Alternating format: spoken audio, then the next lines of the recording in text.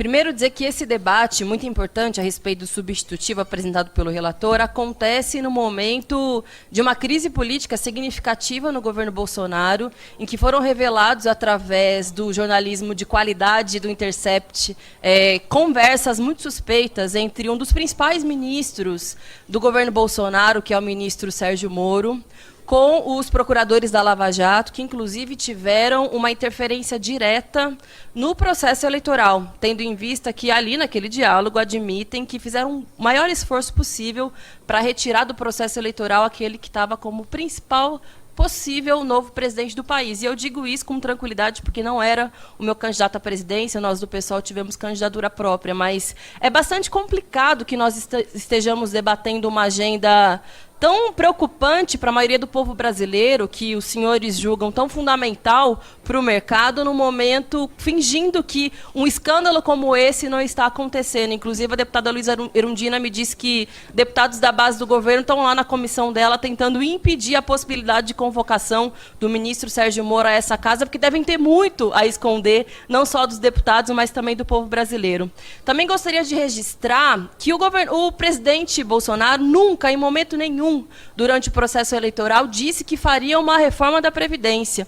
Aliás, as notas taquigráficas dessa casa revelam que, na verdade, enquanto era deputado federal, quando foi apresentada a proposta de reforma da Previdência do presidente Michel Temer, ele disse que era uma crueldade muito grande com o povo brasileiro aumentar a idade para poder ter o acesso à aposentadoria. Agora, depois de eleito, aparentemente, ele teve uma crise de amnésia ou mudou de opinião de uma hora para outra. Ele pode dizer que é pela pressão do cargo, mas, na verdade, se trata de alguém que, durante o processo eleitoral, se recusou a ir aos debates, fez fake news para chegar onde chegou e faz até hoje, não à toa também. Utilizam muitas fake news para tentar enganar o povo brasileiro sobre a suposta necessidade da reforma da Previdência e mostra que também não tem projeto nenhum para o povo. Aliás, ele sempre disse que quando chegasse no poder ele ia fazer tudo completamente diferente. Ele diz, muda tudo que está aí. Acontece que a agenda econômica que ele está implementando no país é exatamente a mesma que vinha sendo aplicada nos últimos anos e que é a responsável pela situação dramática do povo brasileiro hoje.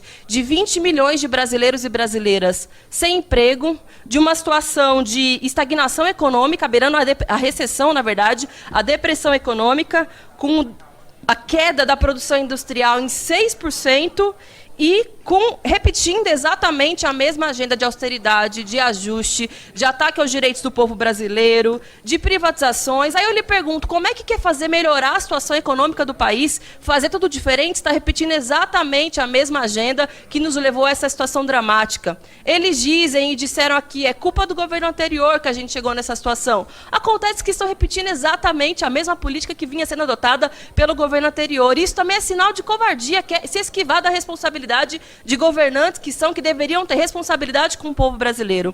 Aqui a gente está discutindo a reforma da Previdência atinge os trabalhadores mais pobres do país. Deputados da base do governo dizem que nós estamos mentindo porque os trabalhadores mais pobres do país nem sequer são assegurados pela Previdência Social. É verdade. E deveria ser essa a discussão que a gente deveria estar fazendo nesse momento.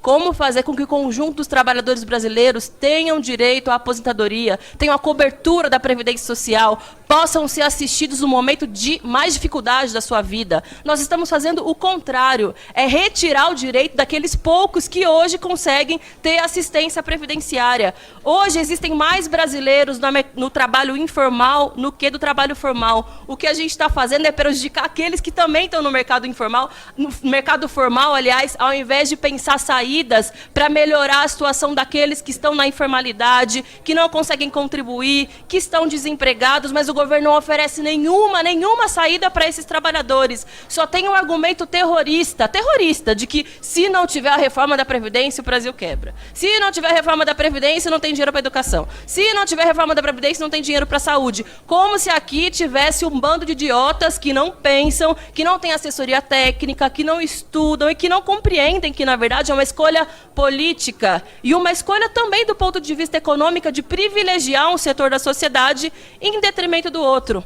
Teve um deputado do PSL que diz aqui agora há pouco que é demagogia a gente falar que está se preocupando com os pobres do país. Não se trata de demagogia, se trata de obrigação de qualquer parlamentar eleito numa sociedade como a sociedade brasileira, em que a maioria do povo é sim o povo pobre, em que está aumentando o número de miseráveis, e que tem gente que inclusive está tendo que cozinhar com lenha e não mais com gás de cozinha, porque não tem condição nem para isso, de ter o mínimo de dignidade dentro do seu lar. Então, se não for para pensar nos problemas mais profundos do povo brasileiro, dos pobres, dos miseráveis, eu não sei o que esse deputado está fazendo aqui presente. Ele pode ter nascido em berço de ouro, pode morar num condomínio de luxo, mas eu tenho certeza que não fez campanha somente em condomínio de luxo. Teve voto de pobre. É para os pobres, sim, que nós temos que trabalhar aqui dentro e nos preocuparmos. E é por isso que, ainda que eu reconheça que existiram alguns pontos interessantes de avanço no relatório do deputado Samuel, como, por exemplo, a retirada da capitalização. Isso é fundamental, tendo em vista que os exemplos que já foram explicados aqui nessa comissão especial, dos 30 países que adotaram, 18 já fizeram a revisão ou estão revendo, porque é um modelo insustentável, cria uma geração, um número imenso de idosos miseráveis e faz com que as contas públicas não fechem, porque o custo da transição é muito maior. E aí eu gostaria de fazer também uma observação sobre o Paulo Guedes, que foi para a imprensa dar um chilique, dizer que é um absurdo que tenha retirado a capitalização da reforma. Veja bem, o sujeito teve 5 meses para apresentar para a sociedade brasileira e para aqui, para a Câmara de Deputados, os custos da transição, uma projeção que seja, a viabilidade da capitalização. E até hoje não o fez. Aí vai dizer que a culpa, na verdade, da Câmara de Deputados de ter retirado a capitalização. Sinto muito. O senhor Paulo Guedes, ele é o ministro da Economia, essa deveria ser a obrigação dele, mostrar a viabilidade desse processo. Inclusive, disse que sem a capitalização pode desistir da reforma da Previdência. É praticamente uma confissão de culpa. Ele não está interessado na suposta economia de 1 trilhão ou de um pouco menos que foi apresentado pelo relator. Na verdade, ele está interessado única e exclusivamente na capitalização, que é uma forma de fazer com que os bancos e fundos de pensão administrem o dinheiro da contribuição dos trabalhadores mensalmente, que, aliás, o senhor Paulo Guedes já ganhou muito dinheiro, pelo que estão dizendo, pelo que o TCU desconfia a partir de uma investigação que é feita dos fundos de pensão fraudulento que ele administrou, e com isso ganhou muito dinheiro ao longo da sua vida. Não disfarce que está muito preocupado em ter retirado a capitalização. Mas eu gostaria de dizer que, para além da capitalização, da alteração para o BPC e dos trabalhadores rurais que o senhor corretamente retirou da reforma da Previdência, ainda tem outros pontos que se mantêm muito graves. Um deles é a base de cálculo, de que não mais se excluiria os 20% menores salários. Isso significa uma redução drástica na renda de milhões de trabalhadores e, consequentemente, o impacto na economia dos municípios, em especial os municípios pequenos brasileiros, aqueles que têm menos de 20 mil habitantes, porque são eles os que mais dependem da contribuição previdenciária como fonte econômica, como fonte de possibilidade de atividade econômica, muito mais do que o Fundo de Participação no Município, muito mais do que o próprio ISS. Reduzir a renda desses trabalhadores brasileiros tem um impacto direto na economia brasileira, porque significa menor poder de compra, menor poder de consumo. Muitos desses idosos são arrimo de família, é com esse dinheiro que se sustenta uma família inteira, e às vezes se abre um negócio local em alguma cidade do interior. Por isso, reduzir o valor da aposentadoria indiretamente também é criar uma geração de idosos com condições de vida muito inferiores àquela geração anterior, no momento que ele mais precisa, porque tem gasto com remédio, com cuidador e tantos outros temas. Pegamos aqui um exemplo feito pela nossa assessoria de que alguém que hoje recebe 2 salários mínimos e contribui para a Previdência por 31 anos, mas que por 6 anos da sua vida, lá no início, precisou contribuir somente com base em um salário mínimo, porque ele tinha um salário menor, a perda que esse sujeito vai ter na sua aposentadoria é de R$ 394 a menos do que poderia ser com as regras atuais. É um impacto gigantesco para aqueles que só têm isso como fonte de renda e de sustento. Também gostaria de destacar o fato de que ainda se mantém o tempo mínimo de contribuição para ter acesso a 60% do benefício previdenciário. Isso também vai reduzir muito a renda dessas famílias. Veja bem, eu gostaria de elogiar o fato do relator ter ouvido o apelo da bancada feminina de ter reduzido o tempo de contribuição das mulheres, de 20 anos para 15 anos, porque se mantivesse essa proposta do Paulo Guedes, do Bolsonaro, significa milhões de mulheres brasileiras fora do sistema previdenciário, fora do direito à aposentadoria. Acontece que impor os 15 anos de tempo mínimo de contribuição significa que elas, caso consigam contribuir, esse tempo, na verdade, não tem acesso a 60% do benefício, né? Porque para ter acesso a 100%, segue sendo 40 anos de contribuição. E para as mulheres brasileiras, que são a maioria do mercado informal, que são expulsas do mercado de trabalho praticamente depois que retornam da licença maternidade, dizer que elas precisam contribuir por 40 anos para ter acesso a 100% de uma aposentadoria que já vai ser rebaixada porque vai excluir os 20% menores salários, é uma crueldade sem tamanho. Também quero destacar o fato de que as professoras, ainda que também tenham tido na proposta de Vossa Excelência uma redução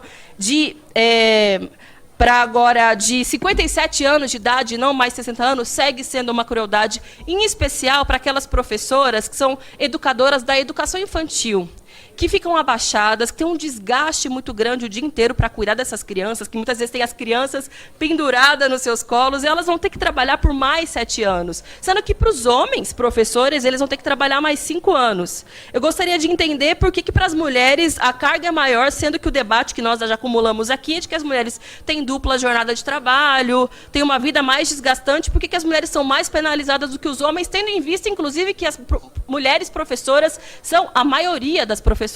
Na cidade de São Paulo, por exemplo, na educação infantil, as mulheres são 98,5% das professoras.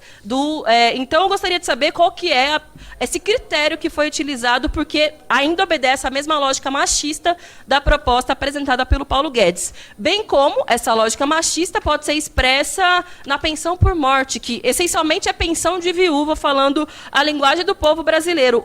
80% das pensões de viúva hoje no Brasil não ultrapassa 2 salários mínimos. Ao mesmo tempo, elas representam quase 30% dos benefícios previdenciários. Seriam essas as privilegiadas que devem ser atacadas ainda no relatório de Vossa Excelência?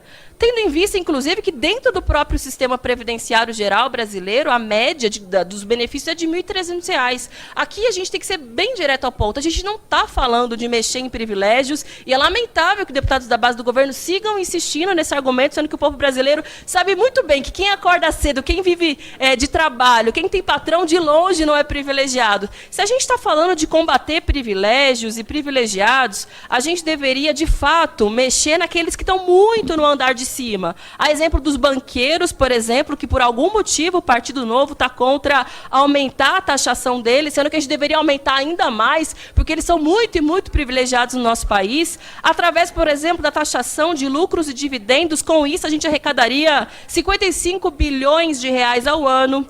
Com imposto sobre grandes fortunas, arrecadaria 47,6 bilhões ao ano. Com a majoração das alíquotas sobre o imposto de grandes heranças, seriam cerca de 35 bilhões de reais ao ano. Também a nossa sugestão é que se faça uma revisão das práticas de desonerações fiscais, tendo em vista que muitas dessas empresas, com o argumento de que contribuem para a sociedade, não contribuem coisíssima nenhuma, como, por exemplo, a Vale do Rio Doce, que a maior contribuição que deu foi matar um rio inteiro e mais centenas de famílias que até hoje choram sem indenização pela morte de seus filhos causados pela Vale do Rio Doce. Também com isso a gente conseguiria fazer uma arrecadação muito maior mexendo no andar de cima, e não precisando atingir aquele que o governo chama de privilegiados, mas na verdade são os mais pobres, são os trabalhadores no país. Com a nossa proposta, senhor presidente, senhor relator, nós conseguiríamos ter uma arrecadação de 142 bilhões ao ano, mas com a proposta apresentada são de 91 bilhões de reais ao ano.